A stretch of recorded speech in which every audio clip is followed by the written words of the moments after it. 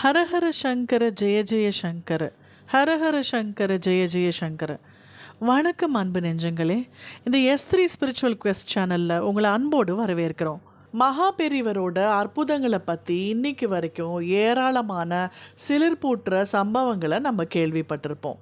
காரணம், அவரை தரிசனம் செஞ்ச ஒவ்வொருத்தருக்குள்ளேயும் ஒரு அனுபவம் இருக்கும். சிலர் கண்ட கணத்திலேயே அவரோட ஆசையை பெற்று மகிழ்ந்திருப்பாங்க. அவரோட சொற்களால் சிலர் தம்மோட நோயை தீர்த்திருப்பாங்க. சிலரோ அவரோட உபதேசங்கள்னால தன்னோட குறைகளை நீங்க பெற்றிருப்பாங்க.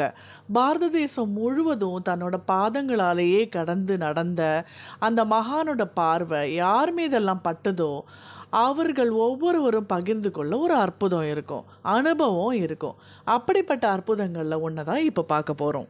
பாரத தேசம் முழுவதும் பாதங்களாலேயே நடந்து கடந்த அந்த மகா பெரியவரோட பார்வை யார் மீதெல்லாம் பட்டுதோ அவங்க ஒவ்வொருவருக்கும் பகிர்ந்து கொள்ள ஒரு அற்புதம் இருக்கும், அனுபவமும் இருக்கும்.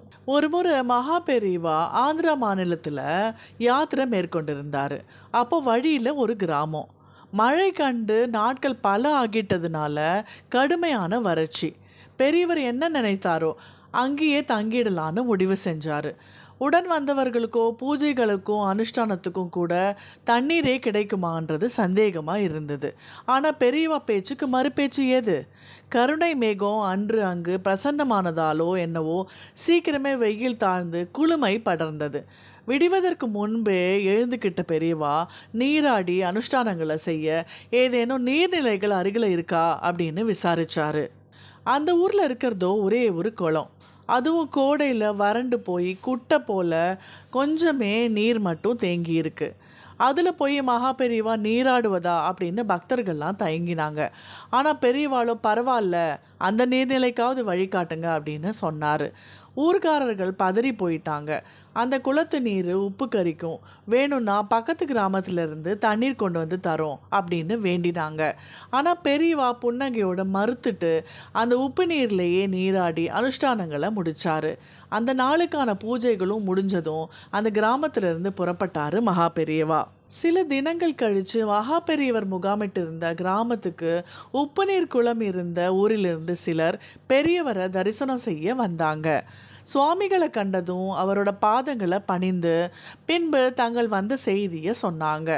அந்த ஊரில் மகா பெரியவர் நீராடி சென்ற ஓரிரு நாட்கள்லேயே பெரிய மழை பெஞ்சு ஏரி குளங்கள்லாம் நிரம்பிட்டது.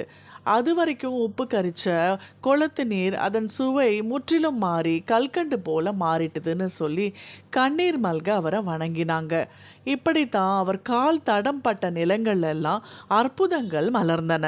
மேலே சொல்லப்பட்ட உப்பு நீர் குளம் போல நம் வாழ்க்கையும் வறண்டு சுவையற்று போயிருக்கலாம். குருவோட கருணை மழை நம் மீது பொழிய ஆரம்பிச்சா நம்மோட வாழ்க்கையும் சுவை மிக்கதாக வளம் நிரம்பியதாக மாறிடும். இந்த நாளில் தவறாம குரு பூஜை செஞ்சு மகிழ்வோம். வாழ்வில் இருக்கிற உவர்ப்புகளும் கசப்புகளும் நீங்கி இனிப்பும் இனிமையும் பொங்கி பெருகட்டும். மகா பெரியவரோட இந்த உண்மை சம்பவம் எப்படி இருந்ததுன்னு கமெண்ட் செக்ஷன்ல சொல்லுங்க மக்களே. வேற என்ன மாதிரியான டாபிக் உங்களுக்கு எங்களோட ஆன்மீக சேனல்ல வேணும் அப்படிங்கிறதையும் நீங்க கமெண்ட் செக்ஷன்ல சொல்லுங்க. இது வரைக்கும் நம்ம சேனலை சப்ஸ்கிரைப் பண்ணாதவங்க சப்ஸ்கிரைப் பண்ணிக்கோங்க. நன்றி மக்களே.